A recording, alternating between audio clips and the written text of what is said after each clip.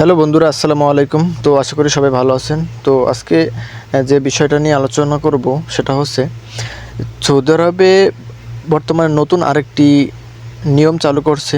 সেই নিয়মটা হচ্ছে আপনি যদি এই দেশে আসেন, আসার আগে আপনাকে আপনার পরীক্ষা দিতে হবে যে আপনি কোন কাজের উপরে আসছেন। যেমন সাধারণ ধরেন আপনি একজন ইলেকট্রিশিয়ান, তো আপনাকে ইলেকট্রিশিয়ান কাজে ইন্টারভিউ দিয়ে তারপর আসতে হবে। আপনি যদি একজন কার্পেন্টার হন, তাহলে আপনাকে কার্পেন্টার ইন্টারভিউ দিয়ে তারপর আসতে হবে।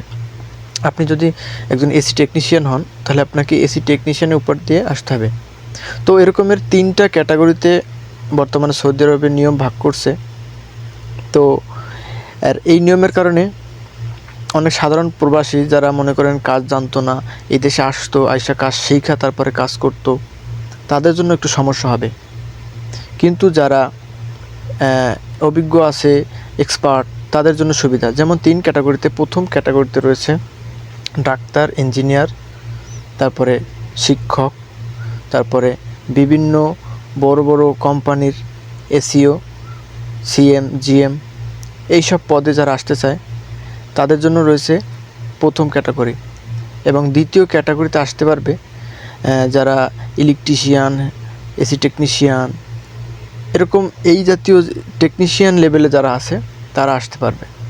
আর তৃতীয় নম্বরে আসতে পারবে যারা সাধারণ শ্রমিক ভিসায় আসতে পারবে। আর শ্রমিক ভিসায় আসতে হলেও আপনাকে ইন্টারভিউ দিয়ে আসতে হবে, আপনি যে কাজ জানেন না কেন। মানে এইটা চালু হওয়ার কারণে মানে তারা সৌদি আরব চাচ্ছে দক্ষ শ্রমিক চাচ্ছে।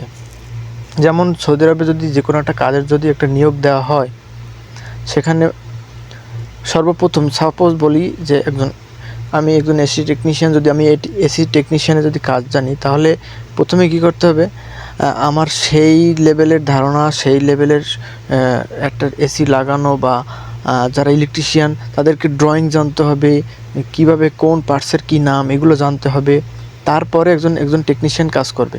কিন্তু আমি যদি কিছুই না জানি তাহলে আমি কীভাবে কাজ করব?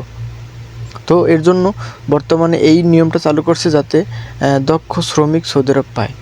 মানে অদক্ষ শ্রমিক অনেক হয়েছে, এর জন্য তারা এখন দক্ষ শ্রমিক চাচ্ছে। তো আমরা চাবো যে বাংলাদেশে অনেক ইন্ডাস্ট্রি আছে, অনেক যেখানে ট্রেনিং সেন্টার আছে যেখানে ট্রেনিং করায়। তো বাংলাদেশি ভাইদের বলবো আপনারা ট্রেনিং করে তারপরে এই দেশে আসবেন, কাজ করবেন, মাশাআল্লাহ স্যালারিও ভালো পাবেন। তো এই কথাগুলো যদি আপনাদের উপকারে আসে, তো সৌদি আরবের আরও আপডেট পেতে চান, তাহলে আমার চ্যানেলটি সাবস্ক্রাইব করে পাশে থাকবেন। তো আল্লাহ হাফেজ।